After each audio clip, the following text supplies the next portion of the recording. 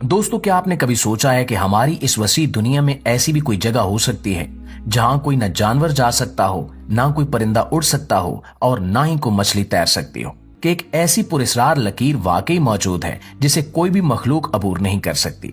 इस लकीर को वॉलेस लाइन कहा जाता है और ये इंडोनेशिया के दो खूबसूरत जजीरों बाली और लोम्बोक के दरमियान से गुजरती है। दिलचस्प बात यह है कि ये लाइन ना तो किसी नक्शे पर नजर आती है, ना ही किसी रेडार पर, और ना ही ये किसी किस्म की दीवार या रुकावट है। ये कुदरत की एक ऐसी पुरस्कार हद है जो खुद ही दो दुनियाओं को अलग करती है।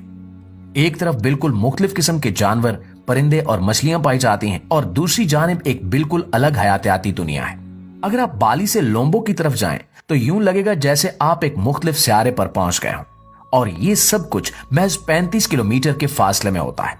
दोस्तों, ये कहानी है अल्फ्रेड रसेल वालेस की, जो इस दरियाफ्त का असल मुअज्जिद था। ये 1823 में इंग्लैंड में पैदा हुआ। अल्फ्रेड का बचपन आम नहीं था। इसके वालिद एक नक्शा साज थे, लेकिन इनकी आमदनी इतनी कम थी कि वो अपने बेटे को मुनासिब तालीम नहीं दिलवा सके। माली मुश्किलात की वजह से अल्फ्रेड ने स्कूल छोड़ दिया और अपने वालिद के साथ दुनिया घूमने का फैसला किया। वो उन सफरनामों के दौरान दुनिया के मुख्तलिफ इलाकों, उनके मौसम, जंगली हयात और जोग्राफिया के बारे में मुशाहदे करने लगा। इन मुशाहदात को एक छोटी सी डायरी में नोट करता रहा और यही आदत इसे बाद में दुनिया का मशहूर मुहक्किक बना गई। अल्फ्रेड को एक मौका मिला कि वो हुकूमती स्कॉलरशिप पर मुख्तलिफ जजीरों की तहकीक करे। उसने कई ममालिक और इलाकों का सफर किया, लेकिन इसका सबसे अहम सफर इंडोनेशिया के इन दो जजीरों यानी बाली और लोम्बोक तक का था।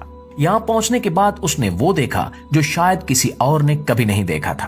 बाली पर उसने शेर, हाथी और रंगीन परिंदे देखे जो उसे हैरत में डाल गए। लेकिन जब वो सिर्फ 35 किलोमीटर के फासले पर मौजूद लोम्बोक जजीरे पर पहुंचा तो सब कुछ बदल चुका था।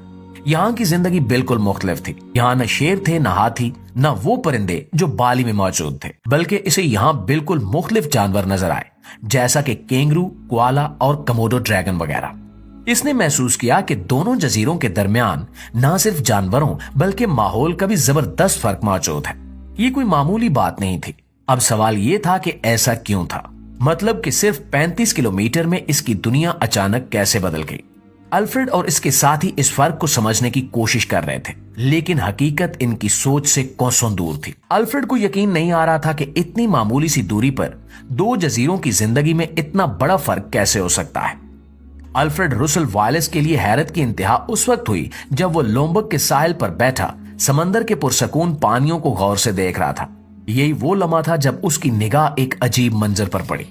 अल्फ्रेड ने नोट किया कि समंदर में तैरती मछलियां एक खास हद तक आकर रुक जाती हैं और फिर वापस मुड़ जाती हैं।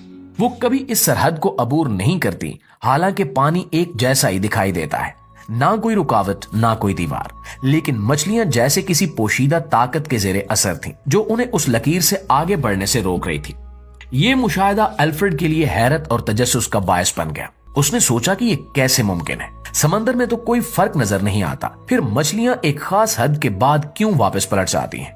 वो दिन रात इस सवाल पर गौर करता रहा। इसका तजस्सुस इस हद तक बढ़ चुका था कि इसने फैसला किया कि वो इस पुरस्कार लाइन की हकीकत को समझे बगैर यहाँ से नहीं जाएगा।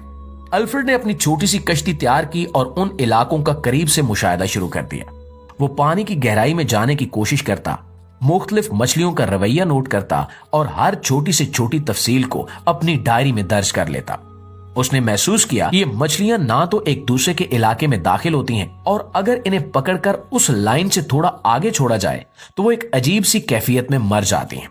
यहाँ पर वालेस को अंदाजा हुआ कि ये सिर्फ जमीन पर नहीं बल्कि पानी के अंदर भी हयातियाती हद मौजूद है। ये पुरस्कार लाइन जो न देखी जा सकती थी और न छुई जा सकती थी, कुदरत का एक हैरत अंगेज राज थी। अल्फ्रेड के लिए यह मुशाहिदा सिर्फ एक दरियाफ्त नहीं बल्कि कुदरत के एक नए बाब का आगाज था। ये तजस्सुस उसे मजीद गहराई में ले गया, जहां उसने उन राजों को खोलना शुरू किया जो आज भी साइंसदानों के लिए हैरत का बायस है। प्यारे दोस्तों, इस बात पर मजीद तहकीक करते हुए अल्फ्रेड ने यह मुशाहिदा किया कि करोड़ों साल पहले दुनिया के तमाम बरआज़म एक साथ जुड़े हुए थे। टेक्टोनिक प्लेट्स की हरकत की वजह से ये बरआज़म अलग होकर अपनी मौजूदा जगहों पर पहुंच गए। ऑस्ट्रेलिया और एशिया भी किसी जमाने में एक दूसरे के करीब थे, लेकिन प्लेटों की उस हरकत ने इन्हें अलग कर दिया। इंडोनेशिया के जजीरों का वजूद इसी अमल के नतीजे में हुआ। जैसे जैसे ये जजीरे बने, इनके दरमियान समुद्री रुकावटें पैदा हुई जो जानवरों और परिंदों की हिजरत को महदूद करने लगी। अल्फ्रेड के मुशाहिदे के मुताबिक बाली और लोम्बोक के दरमियान सिर्फ 35 किलोमीटर का फासला है, लेकिन यहाँ समंदर एक बड़ा चैलेंज है। लिहाजा जो जानवर बाली में पाए जाते हैं वो एशिया के जंगलात से ताल्लुक रखते हैं, जैसा कि शेर, हाथी और चीते। ये सब जमीन पर रहने वाले जानवर हैं और लंबा फासला तैर कर अबूर करने की सलाहियत नहीं रखते। दूसरी जानिब लोम्बोक में ऑस्ट्रेलिया के मखसूस जानवर जैसा कि कैंगरू और कमोडो ड्रैगन पाए जाते हैं। दोनों खित्ते जुग्राफियाई तौर पर एक दूसरे से अलग हो चुके हैं और इनके दरमियान समंदर ने कुदरती सरहद का किरदार अदा किया है। परिंदे आमतौर पर नकल मकानी करने में महारत रखते हैं, लेकिन अल्फ्रेड ने एक खास बात नोट की। बाली और लोम्बोक के दरमियान मौजूद परिंदे नॉन माइग्रेटरी हैं, यानी वो लंबे फासले तय नहीं करते। इनके जिस्मानी साख्त और ताकत महदूद होती है। समंदर में कोई वाज़ेह रुकावट नहीं है, तो फिर मछलियां इस लकीर को क्यों अबूर नहीं करती?